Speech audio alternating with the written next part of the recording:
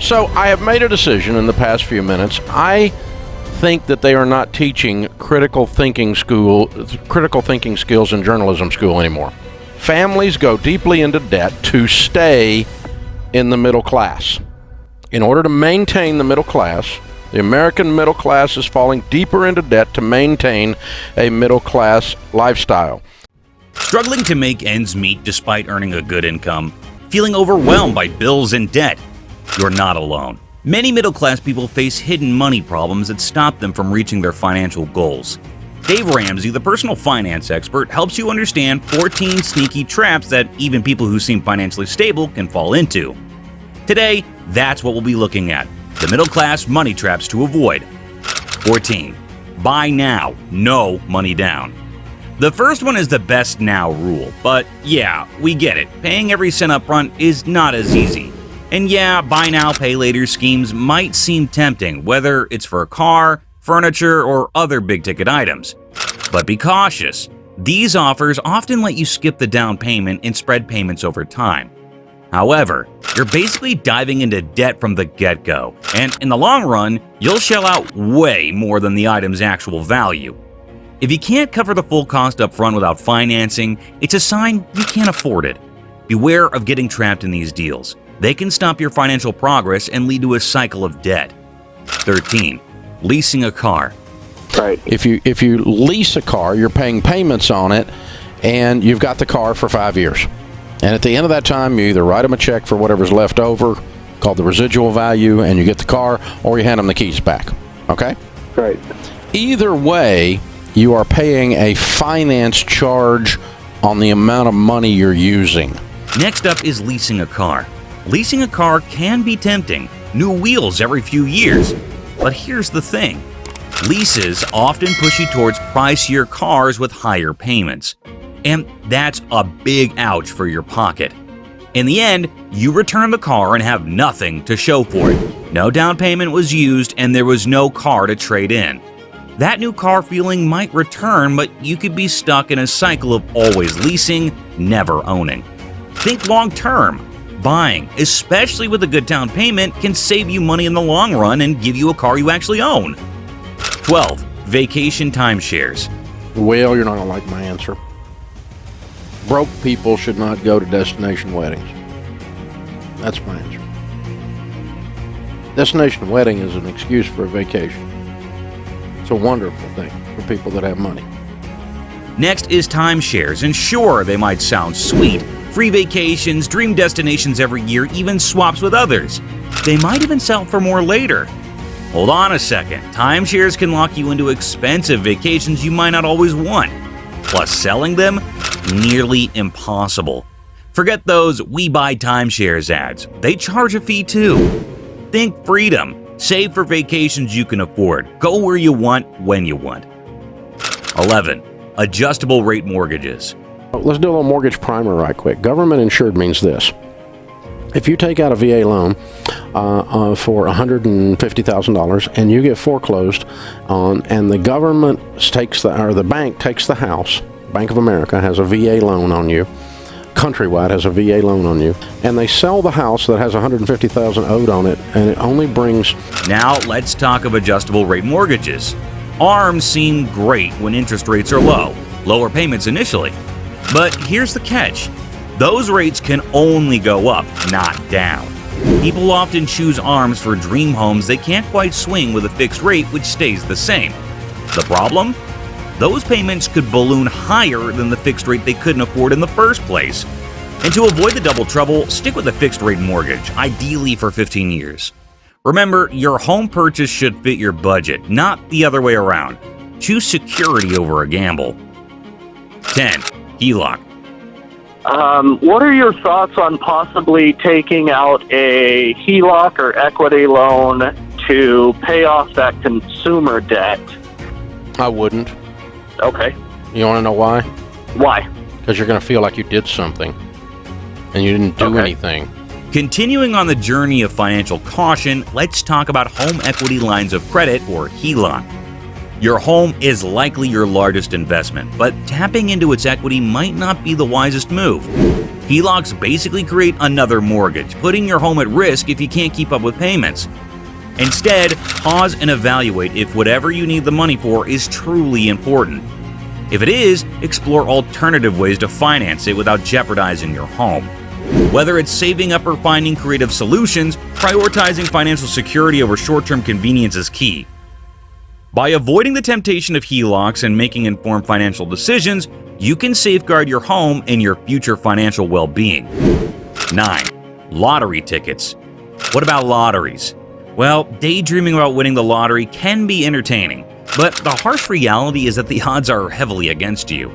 Whether it's a scratch-off or a massive jackpot, chances are you'll end up empty-handed. Even if you do win, it's likely to be less than what you spent on tickets. Before splurging on lottery tickets, consider the payout percentages. Typically, state lotteries pay out about 40% of what they take in, resulting in a poor return on investment over time. Instead of relying on luck, consider putting that money to better use. Allocate your weekly $2 to a savings account and let it accumulate over time. Building a solid financial foundation through saving and prudent investment is a more reliable path to achieving your goals than relying on improbable windfalls. 8. Buy now, pay later. Moving on from lottery dreams, let's address another tempting offer: buy now, pay later schemes. These installment plans allow you to split your purchase into manageable payments, often without interest. However, late fees can quickly add up if you miss a payment, and the short payment periods mean you'll need to budget tightly. Instead of diving into these schemes, consider a more disciplined approach. Save a quarter of the item's cost each week for a month. By the end of the month, you'll have enough to buy the item outright or realize you didn't need it as much as you thought. This method not only avoids potential fees, but also encourages mindful spending and saving habits for a more secure financial future. 7. Credit cards.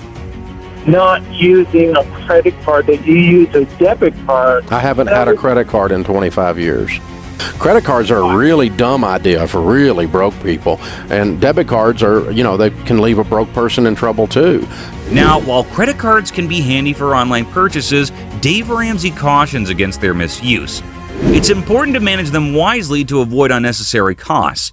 Always pay your entire balance in full each month to steer clear of interest charges. If you can't afford to pay for something up front, hold off until you can pay cash. Avoid credit cards with annual fees. Many options don't have them. Beware of being attracted by rewards like cashback or points for purchases on which you'll carry a balance. Instead, opt for a no annual fee credit card and pay it off completely every month without fail. This strategy ensures you enjoy the convenience of credit cards without falling into debt traps or paying unnecessary fees, securing your financial stability in the long run. Now, we're not saying credit cards are bad. You can have one, but the key word here is proper management. 6. Student loans. To answer your earlier question, there's not a plan where I put you into student loans. Okay, there's two options here. One is we figure this out, or Junior picks a different school. Okay. And his future is not ruined based on that. Mm-hmm. And pause. Listen, pause doesn't mean never, doesn't mean stop. He could do his first year somewhere else. That's right. Years 3 through 4. Yeah. Now, let's shift our focus to a topic that's on many minds: student loans. It's no secret that tuition costs are skyrocketing, leaving many drowning in debt. But don't panic. There are alternatives to the traditional 4-year college route. Consider a more affordable college, like a community or trade school. Trade schools are often shorter and cheaper. Another option? Spend 2 years at a community college, then transfer to a 4-year institution, or stay home and attend a nearby college to save on room and board. Want to really minimize debt?